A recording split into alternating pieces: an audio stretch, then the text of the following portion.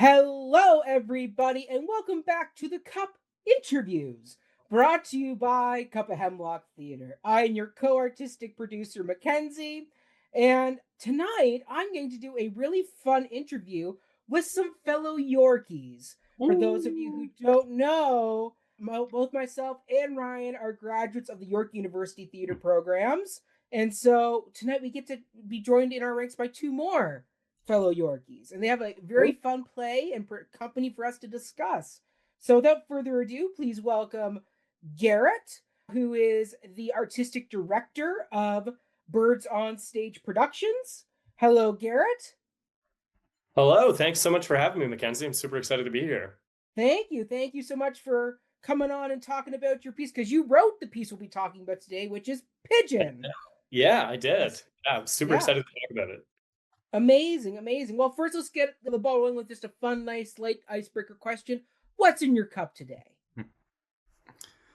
I can go first. Right now, in my cup, to be honest with you, I have just a little bit of beer, and I have a second cup here, just a water bottle, to keep myself calm. And this cup also I wanted to show off, so I thought it was quite fun. And yeah, I don't have a crazy story about it. I just thought it was kind of fun and chalicey like. So it's chalicey. It fits the mood of kind of the dark noir of Pigeon. So with exclamation point at the end. Yes.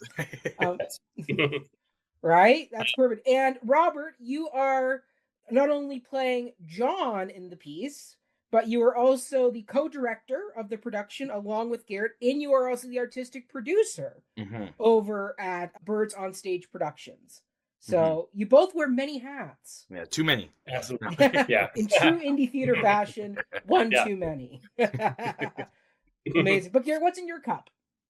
I'm right there with Robert. I've got some beer as well. I've got the mason jar going with beer. I think Robert's representing the kind of gothic feel of the play, and I'm representing our northern, our rural roots here. I love it. And I'm drinking just some nice, like, Crystal Light from the Cup. Ooh, yeah, nice. Right on brand. Love it. One of these days we'll merchandise it out for people to. I was just about to ask if I could get one myself. Yeah. I'll add you to the list. We have cool. A growing list of people who want a cup. So we will absolutely get you on the list for sure for that. But let's kind of get the ball started with trying to just give me kind of, in our fellow listeners, kind of a history of you both as artists, as Yorkies, and then kind of tell us about Birds on Stage Productions, what inspired the founding of your company, and what makes kind of your theater company unique within the theater landscape of the GTA Toronto area. Cool. Whoever would like to kind of get the ball rolling with that. Well, I can start because I guess I would say Robert joined the company pretty early on, which I'll get to shortly. But technically, I started the company about a year, I think, before Robert and I started doing work together with it. Many years ago now. So anyway, for myself, I'm from North Bay. I grew up in North Bay, as well as some other places around Northern Ontario. Very rooted in Northern Ontario. We have a very tight-knit but like committed and passionate theater scene in the North. So I was really influenced by that growing up. I was pushed into it by my mom, and her parents were all into theater. So I started getting into it that way, acting in community musical theater, things like that. I was never like a super into acting, especially musical theater. I like musical theater. I'm not a dancer or a singer. So, I like grit my teeth and go through it, but I loved theater itself. And by the time I got into high school, started acting in more like plays, did Macbeth, I did the more theater type stuff. Yes.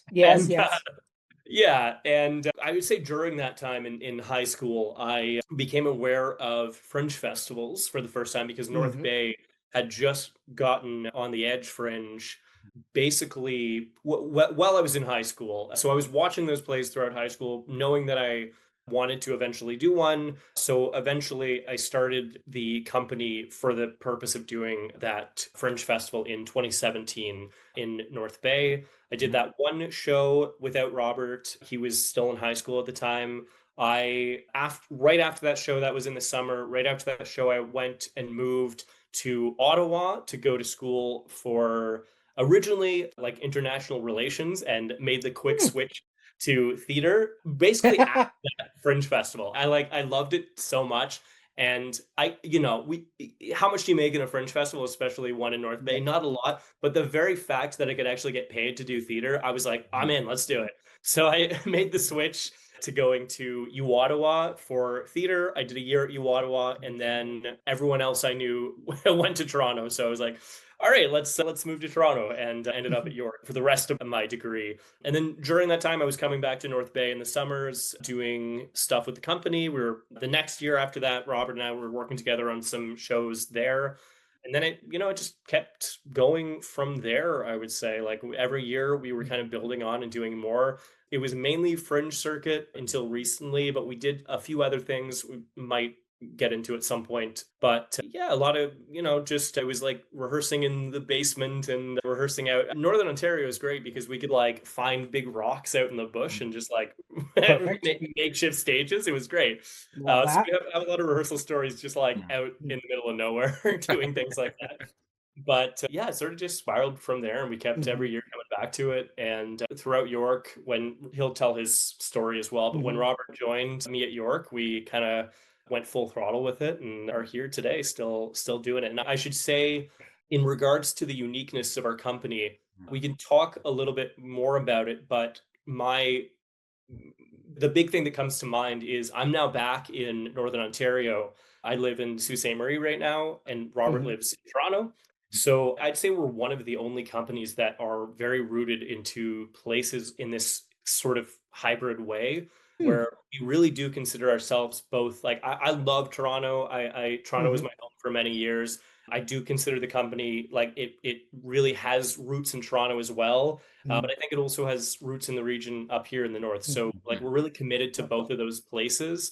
And I think a lot of our priorities as a company spawned from our origins in the north, but then also how we developed in Toronto as well, and really wanting to make theater for, our big tagline is theater for outsider audiences. And I really do think that people will find that to be the case and have found that to be the case when seeing our work. It's really a priority of ours to tell stories that maybe would kind of be on the fringes of society. And I think a lot of that comes from us having roots in multiple places, especially somewhere like Northern Ontario, where you can really feel that like geographic isolation, but then also somewhere like Toronto where you feel that isolation in the fact that there's so many people. So it's kind of an interesting like split perspective.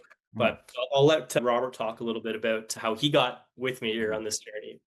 Yes, absolutely. Robert, give us the lowdown. What did you do at York? What was your particular stream? Kind of what led you into the world of theater? What gave you the theater bug? Was it also a light hatred of musicals? Well, to be honest with you, kind of. I was originally born in Miami, Florida, and ended up about the age of 14 moving up to Canada, up to North Bay, where I met Garrett. And through that, a very similar kind of style, he already said it, that it's a very tight-knit, very committed theater community, and within the first, I think, 2 weeks of me living in a new country, let alone not even like a city like Toronto, like moved, north, didn't really know anyone and kind of got shoved into, honestly, it was a Pippin, the musical that I got shoved into. That's a rough musical. Not my favorite. And had to learn the whole show in like 2 weeks, and I've never felt the thrill of something like that before, and then found my way into, I started doing drama classes, did the school play through the Sears Festival, and that's when I really met Garrett. Yes. I know, now MTS. Yes. It's still Sears to me. It'll always be Sears. Yeah, then that's when Garrett and I really started, working together. My first year with the company was 2018. At that point, it was really just I was an actor. But since 2018, we've not stopped. It's been straight. Like every year we've done a show. Normally, like we said, it's been through the fringe circuits. Because I find, at least with us as a smaller theater company, that's really the most accessible way right now for us. But, then obviously, like he said, he went to Ottawa. I went to York. He came to Toronto. And that's when it really started going. I ended up finding myself into the acting stream. So I'm a graduate of the conservatory, helped me, really a lot as an actor. but that's a different conversation. And then, ever since leaving York, it's been about a couple of years now. Garrett and I have really just been really trying to focus in on wanting to do something, that like this. This year is actually our first year doing a show self-produced outside of the fringe circuit.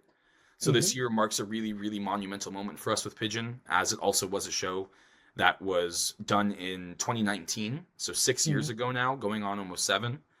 That was my second show with the company, but I think that was the show that really solidified, I think, Garrett and I's connection and really sold like this is us, But on stage, we want to make this work. So that's kind of my journey, It's almost very similar to Garrett's in the way of like we linked up early on, yeah. Yeah. So and it's I also say in the spirit of celebrating or reflecting in maybe some positive, some negative ways on York. My stream was I did playwriting as like my specialization, and then I went into I did the MA program as well at York. Oh, amazing. Yeah. Perfect. I was devised theater and direction. Oh, nice. There we go. We've got the whole. Those are my two. Right? Exactly. Except for production. That's the one area we don't have a rep for. But my wife did the production stream. She's in the. There we go. Perfect. Yeah. I love that. Okay, so now the question is, who came up with such a fun theater name, a company name of Bird on Stage? Who was that, and kind of where was the inspo for that name? Not me. I'll tell you that right now. Well, let me say it wasn't me either. So I'll give a nice special shout out to when we founded the company in 2017. It was actually myself and someone else named Brody Hawkins. Brody was with us for a number of years. He's still with us on Earth, but he has since stopped doing theater, but he was foundational to the company. He was a really, important part in all of our journeys, I think. I met him when he was directing me in the Sears Festival, when he was in grade 11. I was a new grade 9. And the company idea, the name was his, and the origin of it was... We'll talk a little bit more, I think, later, I assume, about how Pigeon was written. But Pigeon was written. We had not done it as a company, but we ended up doing another show called Penguin. So we had 2 bird-themed shows in the ether, and the name just kind of spawned from that. I should say I think those are the 2 only bird shows. It's not like we only do bird shows. Every show must have a bird. Yeah. So that's the origin of it, is that... from the early days, it was our shows were a bird on stage, and I love it. Yeah. Now, did you 2 ever work together and do like a playground show at York? Yes, I don't know if we've ever actually did one together though. It's shocking. We both did playground, but not together. Maybe we just wanted a break from each other during a year or something.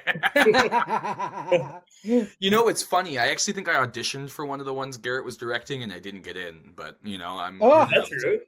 I think it was a Connor show. Maybe. Anyway, so I'm still here. So that's okay. He's still here. There's still the some wound wasn't that deep. I don't know. I don't even remember, but. Perfect. Well, speaking of Pigeon, let's get into this piece. So my big thing is, why Pigeon? Why now? Because as we've said, this is a remount. So we'll get more into the whole remount process. But this is a remounted show that was done before COVID times. Now we're post-COVID land, which still boggles my mind that we have that historical distinction of pre and post. I know. Right? Yeah. All right, but now you're remounting it today here in Toronto at the end of August from the 21st to the 24th. We'll have the link for tickets down below in the video description. But what do you hope audiences today take away from this piece? And why was it selected? Because you said you wrote Penguin, and there's a few other shows you've done since this show, Pigeon. So, like, why was it that you felt this is the one we want to strike out, do something outside fringe, and this is the show we want to bring back? I'd like to mention as well, because I think it's important, because I feel like it sticks with this. This is actually our first ever show as a company that we have done again. That we have revisited. Pretty much, we've been doing this. Bird on Stage has existed for 8 years now. And every single year it's been a different show. Wow. Which isn't bog standard, right? But they've all been different, and this is the at least 1 year we did 2 shows too. Yeah. Also, there's been multiple years where there have been multiple shows happening at once. That's incredible. We do too much here. I wouldn't do jumping off of that, to me at least, why this show, why now, is I feel that like the show really focuses on loneliness and what that can do to you. And even when you think maybe you aren't lonely, those factors are still in your life, then they really exist. And I find that in a post-COVID world, that's become really, really, really prevalent. This feeling of depression and mental health has become, such a problem. It seems like everyone is struggling in some sort of way. And at least for me, but it really, this show, because I think it really can help. Maybe obviously the show ends in a very interesting way, but yes, the message and the theme, is really about like, it's almost a warning tale, about like, don't let these things happen, or if it can happen, don't let it fester. Don't let that loneliness fester. Yeah, it's very, very much a cautionary tale of like internalizing and thinking you're owed something based on your own loneliness and So I mean, what Robert said, absolutely. Like, we're in a place where I think a lot of people are feeling that isolation. We're in this like, and it's not new to say that, like, we're so connected, but we're so far apart. But it's true. Like, I mean, everyone's kind of aware of it, but we're all still in it, in this kind of weird world where we're just like very siloed off, I think. And this is sort of a play about like what happens when that's taken to the extreme, and what happens when you let that just kind of like sit inside you and eat away at your soul. And I also think for me, it's interesting. And you mentioned, I wrote the play. I wrote it in 2016 when we first, would have been 2016. And I added a bunch when we're doing this remount, in the last several months. So it was an interesting experience of, I frame it as almost like a collaboration between me post-university, post-COVID, myself before I had any formal training. So it was this kind of weird thing where I'm trying to like work with my old style of writing with like my new, like polished style of writing. So I found that a very kind of like moving experience, but also strange in a lot of ways. And I think that ties into this idea that I felt like I had more that I could have said with the play than I did at the time. And I had things that I wasn't able to like put down on paper at the time. And Robert knows that this was also a play that it did really well. And when we first did it, it was performed in Nebraska for the International Thespian Festival. It was performed in Singapore as well, which so it was like a weird experience of like this kind of, and I was like fresh out of high school too. So everyone always talked about Pigeon in North Bay, at least. And I was kind of sick of it. Like, I wanted to do other stuff. And I would say I wanted to do stuff that was maybe a little bit different stylistically. Like, this is a very out there type of play. And I love this type of fiction. But I wanted to do stuff that was a little bit more grounded, especially as I went to York and was sort of discovering my voice rooted in my foundational experiences and like kind of, working class Northern Ontario. As I wanted to explore more of that. But I think I was like pushing it away for so long. And then when we talked about like, what play can we do for our first play that's like outside of the Fringe circuit that we're really putting our all into to make happen, Pigeon just sort of was organically the answer. It was like a very full circle moment of like, I think we need to go back and do this play because I have a lot more to say. And I really enjoyed the experience of putting it together, putting this show together. So taking on to that, because actually you bled into one of my later questions, which is perfect.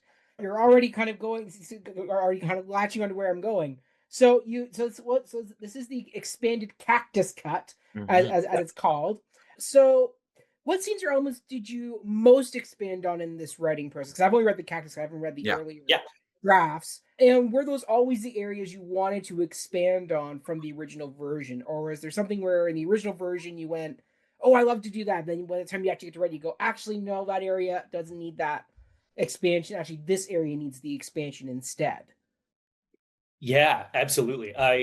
So I'd say the core and the expansion, the reason it's called the Cactus Cut is because I had actually written a completely separate play called Cactus that was I guess, sort of spin-off of Pigeon. It had the character of Ivan, which come see the play, you'll see it. It had the character of Ivan. It had his whole story. Pigeon, from the beginning, has always been very rooted in like Gothic fiction and school horror, a lot of Hitchcock, a lot of even Kafka, but really felt like this would lend to some almost like Edgar Allan Poe type style. So Cactus sort of became me wanting to delve more into that like true Gothic Poe style. And I had this play written and I was just sitting on it and I didn't know if we would ever actually do it. And it eventually just came to this point where I was like, what would happen if we just like put it in Pigeon and had it so that essentially there's like a miniature play in a play? Because as we've kind of said or kind of alluded to, is that Pigeon is in many ways almost like a morality play, like it's a warning. So in that style, like we almost have that morality play within the play. And that's the biggest thing, is that there's this whole other side story that you'll see just happens during the play. And which is why it's called the Cactus Cut, because it's framed around like come see the play without spoiling it. There's like a character or something resembling a character named Cactus, who a lot of the cut is around. But so that's sort of he's a spine-chilling character. Yeah, exactly. Yeah.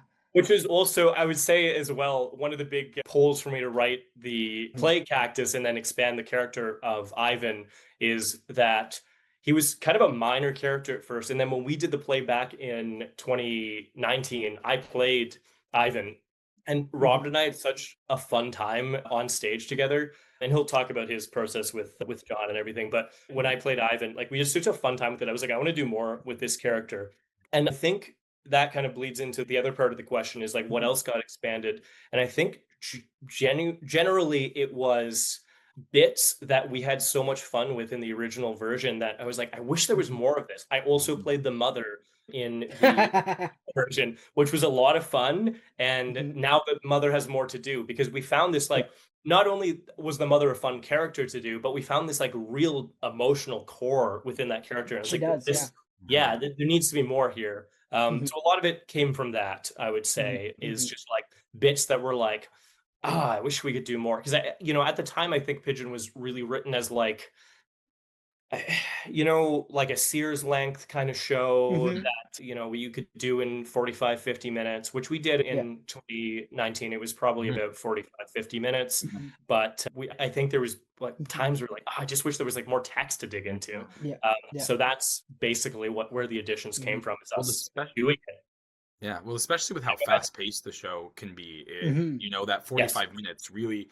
I remember when we were doing it in 2019, we'd finish the show and be like, it's been 20 minutes. Like, and it hasn't, right? It's been 40, 45, but like it really, flies out there. I wanted to add that I'll never forget the message I received from Garrett that says, Robert, I have the craziest idea. What if I added Cactus into the middle of Pigeon? And I think my response was like, hell yeah. Like, just like, and it really did stem from like the script was being extended already with, I think a lot of the scenes with the characters, those really were the ones that got expanded on to like really flesh it out. It's like what Garrett was just saying, right? They're really, the show is a dark comedy, but there really is such an emotional core to this show that really should and needs to live on through the piece. But yeah, I just wanted to mention the crazy message I received one night at like 3 a.m. I love it. That's how it generally goes. Yeah. Like sending Robert drafts and ideas in the middle of the night. Yeah. I gotta say, one of my favorite characters reading the script was the rabbi. And just all the, the hand sanitizer, the intense cleaning, what happens to him at the end of the show. Loved it. Like, such a fun character. Was that one kind of a set character that didn't change too much between the drafts, or is that one that you elaborated on? Funny enough, that character did not exist at all in the original version. That's the only brand new character in this play. Every other character has been like maybe expanded on. The rabbi didn't exist at all. But, and thank you I appreciate that. I really enjoy the rabbi character as well. And I think I wanted to add as well, I guess, in doing this draft, the play always kind of delved into this Jewish folklore. But, as we've matured I think, and, gone through COVID and maybe got more connected with Jewish stories and things like that in the community. And I felt like we could have gone deeper, because it really is it's a story that delves a lot into Jewish mythology, and I wanted to go even deeper in that. And I felt like I had grown enough that I was able to add more, and the rabbi character just sort of spawned from that. But yeah, totally new character. Well, speaking of that element of the show, that's another part. Once again, you are just like perfectly leading me, like segueing into the next question. I love that. I'm spying on your list or something. Are you? I don't know. Is there a picture of hiding somewhere where I don't know? But so this piece, so when I was reading it, something that really struck me was this piece beautifully weaves in references to Judaism throughout.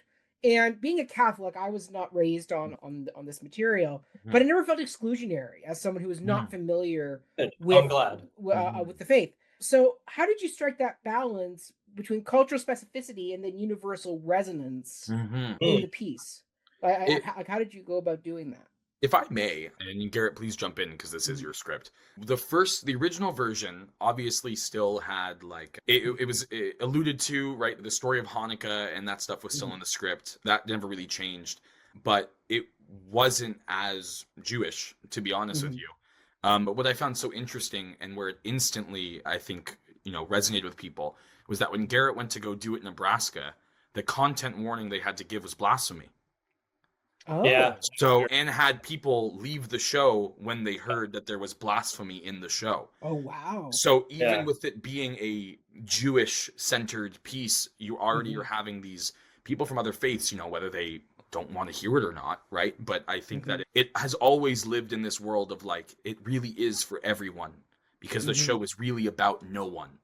Yes. It's there's no one specific it's about. It really is just about the universal experience of being lonely.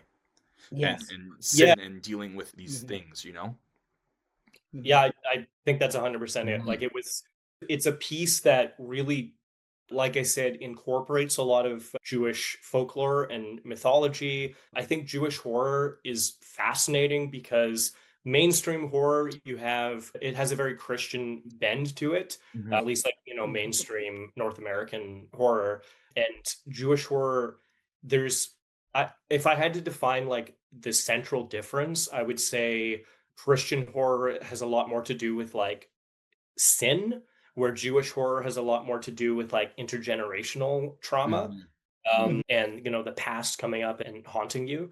And so, but that core of Jewish horror is still accessible to people outside of the Jewish frame of reference. Even though it's coming from a different lens, people can still connect to that idea of coming from a dark past and having that trauma, both intergenerational and early trauma, especially trauma when you're in, communities that you trust, that when your trust is betrayed by people that you love, all of these things are universal. And really, like Robert said, it is at its core about loneliness, even though we're doing it through this Jewish framing, which is just, that's our frame of reference. But we didn't want to make it as a play that it's a play for people that can understand loneliness. It's not for people that some in-depth knowledge of, the Golem mythology in Judaism. Yeah.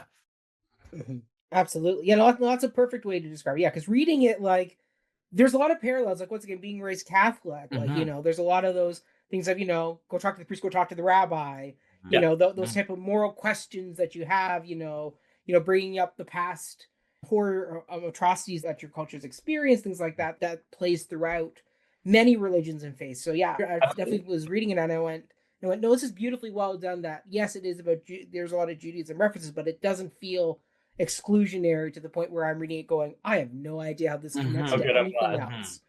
So that's very, very well done. And we have a mix. Our team is not we would label ourselves as a Jewish theater company because Robert and I are Jewish, but our team of actors are not all Jewish, and people we work with and things like that. So we definitely have to the play can't be so esoteric that we can't bring and what is happening. We have to give them a theology lecture or anything like that. So yeah, you got to make it accessible as well. 100%, 100%. Well, speaking of accessibility, and then you've also brought up Nebraska and Singapore. So, and then this play originated in the North Bay Fringe. So when you've been doing it throughout all these different venues, you brought up how in Nebraska there's the blasphemy warning. I was just going to say, the Nebraska and the Singapore one were actually, I'm not sure if Garrett mentioned or not, but the play was actually published. So the Nebraska one was because of the publishing, but the Singapore one was actually people from Singapore who purchased the rights to do the show. So like, they were in the audience at the Nebraska show and then afterwards bought the rights to do it. I apologize for interrupting, but no, that's a great clarification. Weird chain of events that, like, anyway. Weird chain of events, but it opens up the door to something fascinating, truly, which is, so did you ever hear, like, with like Nebraska and then Singapore, how that show was received?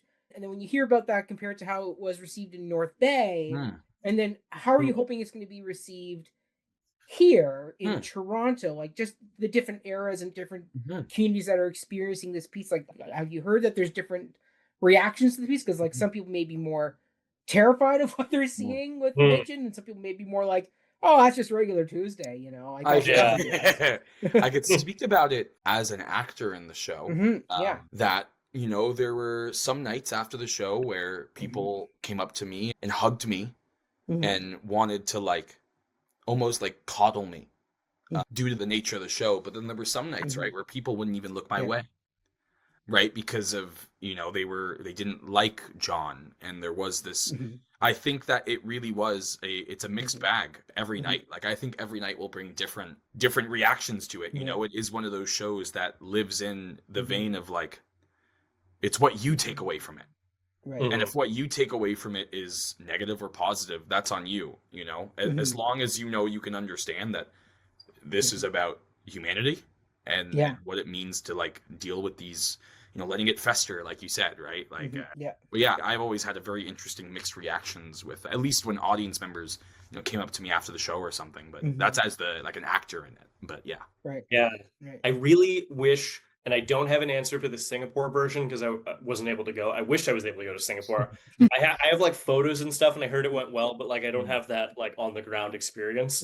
But I think if I did notice a difference, it would be, first of all, I think in at least in North Bay, I don't know if Canada and I don't know if, like, being too general by saying Canada and America, but when we did it in Canada, in North Bay, I felt like people were more open to the, like, dark comedy style, where in Nebraska, like, it really, I think, took people a bit to get into it. Like, they were very hesitant. Like Robert said, people left when they heard about blasphemy. So I think there was more of a sensitivity to it. And also, like, when I first submitted the script to the competition that brought me to Nebraska, I had people, like, reaching out. They're like, we really like it, but, like, are you good? Like, and I didn't have the wellness checks going on in Canada. So I don't know what that says. Maybe we're just a little, maybe it's the cold. We're more open to the darker horror stuff. I don't know. But that's really the only difference that I saw, aside from maybe on a very general level. I think people were more nuanced on the character that Robert played, the character of John in Canada versus when we did it in America. I think almost overwhelmingly people felt sympathy for John in America, where it was a lot more nuanced. And again, like Robert said, we don't want to be prescriptivist. Like, if you do feel sympathy, that's great. If you feel zero sympathy, that's also, we have a split in our actors, what they feel. I'm really split as the reader of the play. I can tell you, there are parts where I was I felt I'm split as the actor. I'm split as the actor, right? So and it's like we're really following in, at least like stylistically for the directing and staging, we're really following in the German expressionist tradition, which we want to show the inner rot and let the audience take away with that what we will. We're not saying by the end, like, and this is how you should feel. Like, it's just, that's not really the goal of the piece. It's just like, this is what it looks like as a soul is just decomposing, right? And do with that what you will. Nor has it ever really been as our company. I find a lot of the shows that we've done really do stem from a place of, like, we don't tell you. We don't get to, you're not being told how to feel. And, you know, we've had people leave, and this Pigeon, but also other shows as well, with very mixed reactions, because, you know, we'd like to have people leave the theater and think about it for weeks. And that's a lot of where, like, us as a theater company, a lot of what we want to do is create thought-provoking theater for people that maybe don't always want to go see theater, right? It's meant for these people that obviously, if you love theater, come check us out. But but our goal is to really try to, for a lack of better words, unite the masses in a way of like, bringing that togetherness and really focusing in on it. Yeah, absolutely. No, go ahead. Just one last thing I was going to add is that on that note, I think the core of what we do, and I think this is true in almost every play we've done, is, like I said at the beginning, we call ourselves outsider theater for outsider audiences. And I think, I hope that no one is coming in and saying, that's me, John is me, because that would frighten me to a great extent. But I hope that people are coming into Pigeon and all of our plays and saying, I can see some of that in myself. I can see this character who is on the fringes of society, who is being neglected by society, who is experiencing this loneliness and isolation. Like, I can see hints of myself in that, and I can understand how this character maybe has got to where they are. And that's, I think it's at the core of Pigeon, and it's at the core of most of the work that we do. Yeah. Oh, I mean, speaking of John, like, once again, a fascinating character. He's a bit abrasive, alienated, deeply wounded. He's a very mixed bag, a very complex character. So, as co-directors and Robert as playing him, how do you go about navigating him on like performing him, but then also making sure that the audience comes away, once again, as you say, you don't want to tell the audience to feel sympathy for him because there are things he does that are not overly sympathetic. But at the same time, you don't want the audience getting out their torches and pitchforks, before the play ends. So how do you go about handling that? And then also, Robert, how do you go about dropping into such a role in the evening? Actually, I'll even tag on to Garrett. How'd you go about writing such a role without, going down a spiral yourself in the process of putting him together? That's a lot of different questions. Feel free to jump. I mean, if you want to hear about spiraling, Robert can talk a little bit about his not so healthy way of approaching the character when we first did the show. So perfect. Robert's going to have more to say. I'll just say that it was definitely a balancing act writing the character. I would say I approached it as a writer in the same way that I want the audience to see it, which is like, I didn't want to prescribe anything. I just wanted to go like, what is this sort of like desolation of someone at the like most rocky bottom pits of isolation, and where does that take him, and kind of just followed the journey that way and took it to an end that is probably not going to be super expected by a lot of people. But yeah, it was really, for me, it was just kind of following the threads of like, how low can this person go, and not prescribing positivity or negativity onto that. It's just like, we're just going to follow this journey. But Robert's he has definitely some interesting insights on this subject to share. I'd first like to start off with saying that I've been very fortunate to be given such a complex character by Garrett that really has tested my abilities as an actor and my understandings as an actor. I think it's really funny because it is true. The first time we did this show in 2019, I did get really lost in the part. I wasn't doing anything killing bird. I swear. But I found that when it was first done, one of the things that really stuck with me from my time at York was this difference between looking at a character outside in or inside out. And the first time I did it with John, I think because, at that point, I only was living in Canada at that point for 4 years. Obviously, I had a really good relationship with Garrett at that point, but I really didn't have many friends. I was struggling with like understanding who I was because I left my entire life behind in America. And so I felt like it was almost the perfect setup for me to kind of fall into this spiral that happened with John that first time around. I think my first time around, John was very messy, very not calculated, and very much at the whim of Robert, right? It really came down to the performance you got that night was depending on where I was at that moment. I was, still a younger actor that, to be honest, so I can say now, I don't think I really nailed the part, and I think I really didn't do the part, maybe the service that it deserved. But, looking at it now, and as officially as a co-director of the show, I'm looking at it this time from the outside in, And I find that's helped me quite a lot. I'm able to see what parts of John maybe I connect to and not what parts of me connect to John. And it's very good for me to separate those two, because I find that like that first year, as soon as I start prescribing myself to John, it went downhill for me. And I'm very open about that, right? Because like I am someone who doesn't go method, but I appreciate some aspects of these things, right? Like with John, listen, I'm going to keep showering. I am going, like it's not going to be one of those, but there's certain things, right? Like I've caught myself, to me, John listens to only classical music. Right. I've only been listening to classical music for the past maybe month and a half, too. There's a lot of these things, that little subtle things for me that really help me get into that character. Whereas the first time around, I wasn't doing it. I was just, I am John. And that was quite destructive for me. There's a story of the day after closing. We're tearing down for the show. We're going to grab our set and stuff. And in the middle of us having a blast, like we're joking, the show's over, I start weeping violently because I had no control over my emotions at that point anymore. It took a couple days after for me to really calm down and understand. It was the day after the show ended. Garrett and I moved to Toronto together. So the first couple of days of us in Toronto was Garrett like, are you good? Do you need water?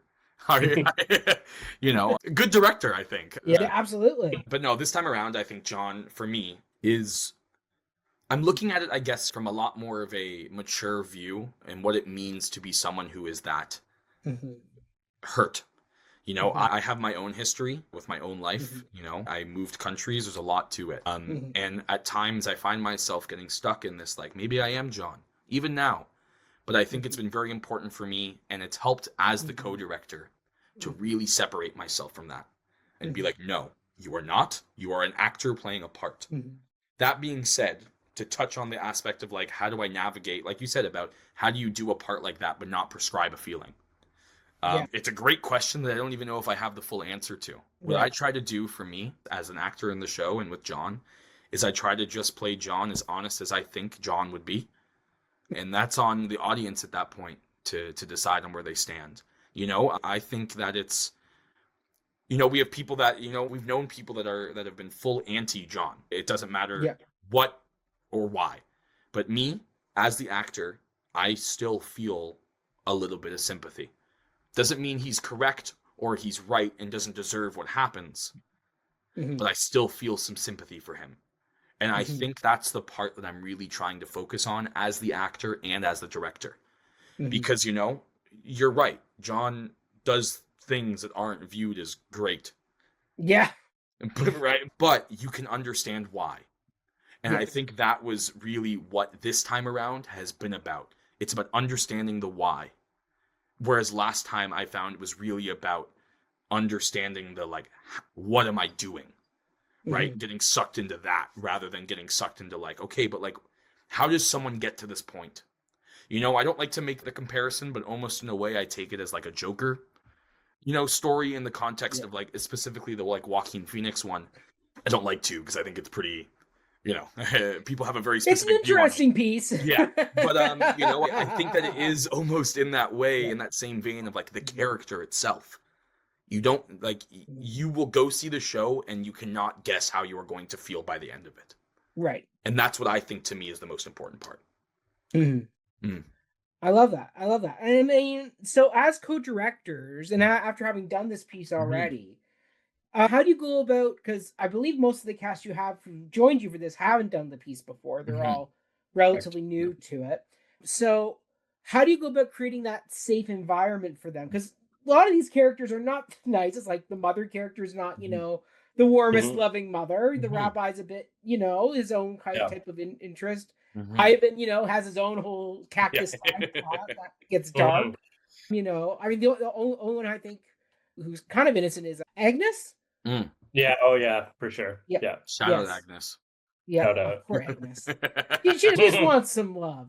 Exactly. Yeah. Right. So how do you go about creating that environment in the rehearsal where the actors don't go full Jared Leto and go down the rabbit hole of, so going too dark in the piece? I think, to speak on it in the vein that, our Bird on Stage is always been a space where in rehearsals everyone's voice matters.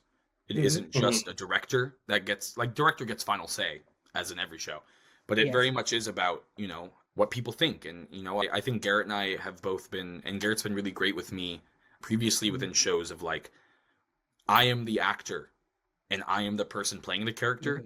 So some choices might make more sense if I'm able to come up with a reason for it, or a thought, or a movement.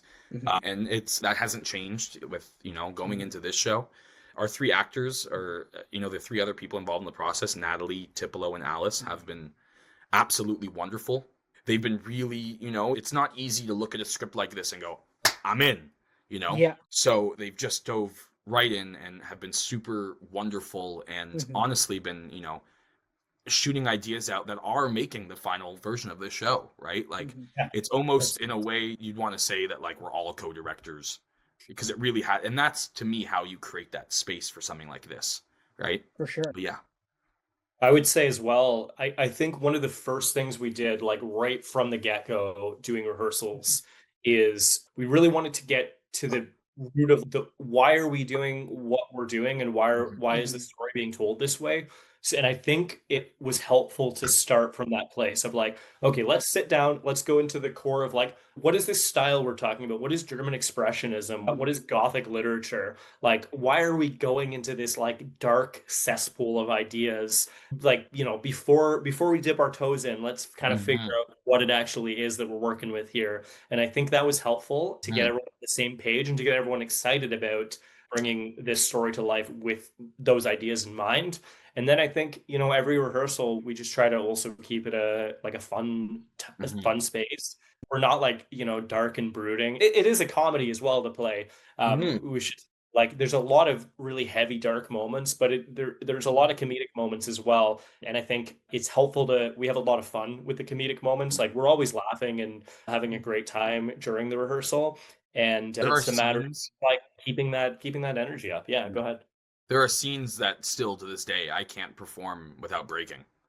Yeah. You know, like I break on stage on multiple scenes in the show, and it isn't until I'm in front of an audience that I'm like, okay, Robert, lock in. You gotta not laugh on stage. But, you know, like it's about, you know, if you're doing a show that's so heavy, you can't be heavy as well about it. You know, like you gotta make it a comfortable, fun space, because once you kind of go to the same vein of the, you know, level of the show, you know, we're getting into muddy waters that isn't going to be beneficial for anyone involved. Yeah, absolutely. Okay, so speaking on that and walking that razor's edge, you know, making sure it's a good environment for everybody. So Pigeon itself walks that razor's edge between horror, satire, tragic loneliness. So then, is there a particular moment in the play where the tonal balance felt especially crucial, and how did you go about it as co-directors, addressing that and making sure you really strike that right balance in the piece? Like, I'm thinking there's that time when the landlord comes, and basically it's the first time with the pet bird, and there's that flick of a switch. And I mean, I remember reading in that moment in the script going, oh, okay, where are we going now? Like, that's a total twist of the story. I think at least, so what happened when the first time we did this, or the first time I did this show in Nebraska, that I found that has stuck with me in the other iterations, is it was that version very much so directed like a comedy. It was everything that was happening, including the moment that you're mentioning, including the stuff with, you know, Agnes, as we've mentioned, like all of it was so heightened that like it was shocking to people. Like you could hear like gasps, but it was more like, we've used the phrase that this is horror that you regret laughing at. And you could hear that like, oh, like laughing and like, oh no, why am I laughing kind of thing. So it's like, it was like so absurd. Like it was a matter of not portraying those dark moments at the beginning in like as dark of ways. Like it wasn't like we were doing like a gritty drama. It was clearly that like it's like horrific and absurd. But I think what happened in that version for me is there is a part at the end of the play, which I won't give away, but Robert mentioned there's a scene that happens during Hanukkah that's always been, it's sort of the core of the show, to be honest, where that moment happens. And in Nebraska, it was laughter, laughter, laughter. That happened. The laughter died, like completely died. and then the rest of the play was sort of just sitting in that feeling. It sort of like makes you look at the whole beginning of the play in a different way. So I would say like that has been vitally important to the way we've approached the play since, is like, first of all, you want to make the play feel as not goofy, but like as absurd as possible at the beginning. And then you want that like switch at the, 3/4 mark where the audience goes, oh, this is a heavier play than I thought we were watching here. I always use the term that it's a comedy till it's not with this show. Yeah.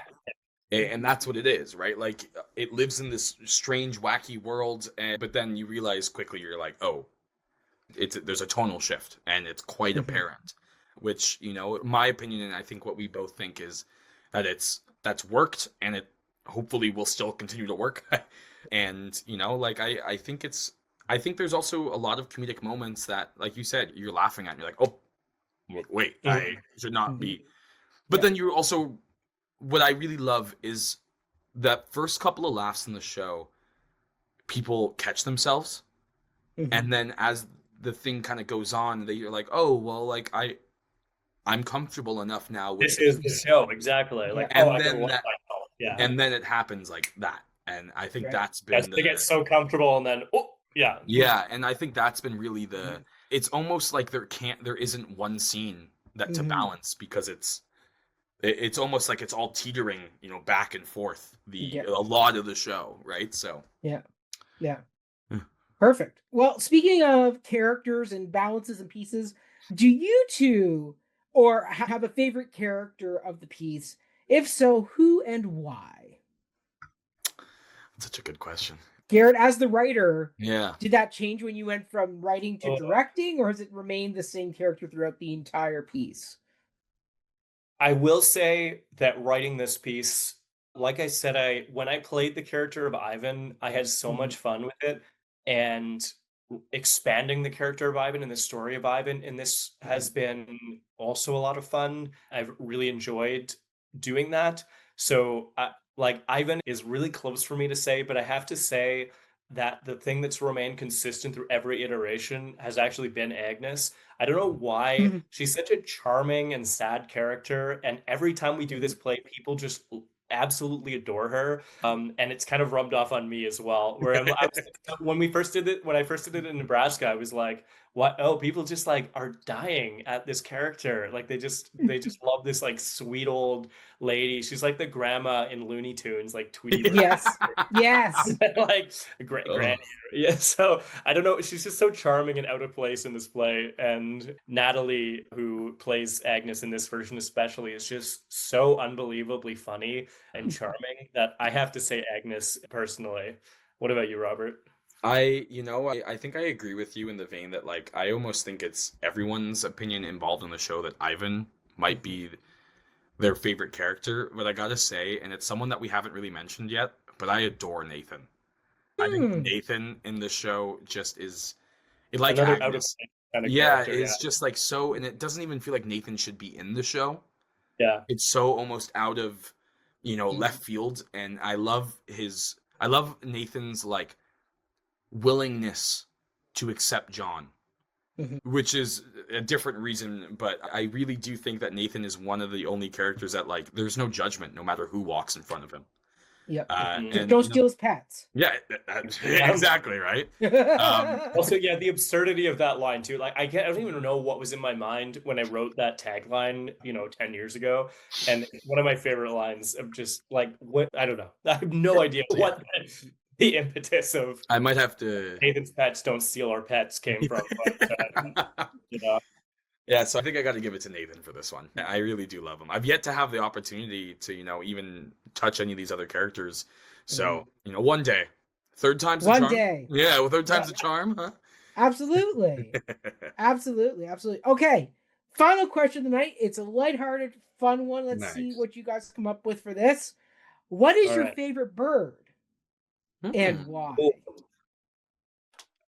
I'm going to give you a really sappy answer, and it's just like in my head that I can't think of like a lighter hearted one as an answer. But when I think of this, generally I say a blue jay, first of all, it's the baseball team, which is great. Yep, absolutely. But also I had my grandpa, who is someone I deep respect for, and he was a really great man. When he passed away, he said his favorite bird was a blue jay, and he said, like, every time you see a blue jay, that's going to be me coming to support you. So super sweet. That's my sappy answer, but I love it. Yeah. Robert, follow that up. Well, mine has always, I feel like it's in a way almost similar. Mine has to be a hummingbird. One, because I love watching videos of hummingbirds and how fast they are. Yeah. That's true. Secondly, it was my mom's favorite bird. So almost similar in the vein. Hey, he did be. You bet you went with mom over grandpa. There you go. That's a fisticuffs. Yeah, exactly, right. So hummingbird because it's my mom's favorite bird, and if I'm on a company like Bird on Stage Productions, I gotta have a favorite bird. So that's right. That's right. Exactly. That should be in the program is for everybody. They have to your favorite bird, what's your favorite bird? Before they get in, before we allow them entrance, That's right. No ticket. Right. You just have to tell us your favorite bird. That's right. That's right. That's right. I will say a second runner-up real quick to a Canadian goose. I've had living on the York campus. We've got a lot of those guys are nasty. I know, but I kind of respect it. I do. Respect the anger. They're just made of pure rage. I love it. Listen, one of the best videos I saw this year was a Canadian goose beating a bald eagle. I just thought, that's so true. That it's so good, and just the righteous defiance of that Canadian exactly there. It doesn't care that everybody kind of hates on them for crapping everywhere. They're vicious and mean. But there are birds to hate on. Exactly. There are a bird. They take down airplanes, but there are a bird. Perfect. Well, on that fun note, we're going to wrap it out here because I don't want to spoil much more of the show because this is such a fun piece. Once again, it's running from August the 21st to the 24th over at Assembly Theatre.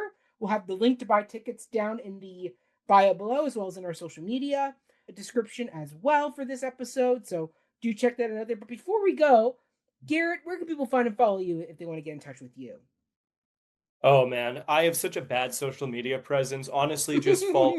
I'll let Robert share. Him and Tipolo. Tipolo especially give a shout out. We haven't given a shout out yet to Tipolo. Really, Tipolo's incredible. She does our marketing. She's also in the show. She's also in the show. She's an actor in the show. She's incredible. She does our marketing. Follow Bird on Stage to figure out what's going on in my life. I'm not a social media guy, unfortunately. Chronically offline. But follow Bird on Stage for sure. And Robert will give you those ads, which I don't know. Perfect. Or I will mess up. I'm gonna try, but anyway. So our Bird on Stage Instagram is just at Bird on Stage, or you could find us at birdonstage.com.